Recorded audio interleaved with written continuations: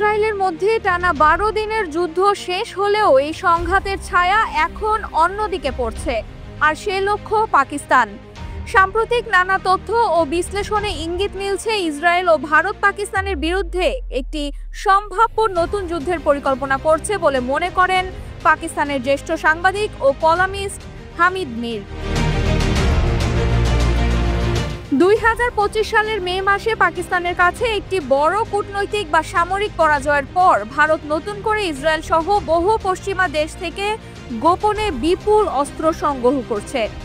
এসব পদক্ষেপ নষ্ট করে যে ভারত ও ইসরায়েল এখন একত্রে পাকিস্তানের বিরুদ্ধে ভবিষ্যতের জন্য প্রস্তুতি নিচ্ছে। এই নতুন হুমকি শুধু কথার কথা নয়, এটি বাস্তবতায় রূপ নিচ্ছে বলেও মনে করেন পাকিস্তানের এই জ্যেষ্ঠ সাংবাদিক। তার এক্সে বিভিন্ন পোস্টে তিনি এ নিয়ে বিশদ ব্যাখ্যা বিশ্লেষণ প্রকাশ করেছেন। এখন ভারতের অনেক প্রতিষ্ঠান ইসরায়েলের সহযোগিতায় পাকিস্তানের বিরুদ্ধে প্রতিশোধ নিতে মরিয়া হয়ে উঠেছে। সম্প্রতি ইরান ইসরায়েলের 12 দিনের যুদ্ধের সময় পাকিস্তান প্রকাশ্যে ইরানকে সমর্থন করেছিল। এতে অনেক ইসরায়েলি ক্ষুব্ধ।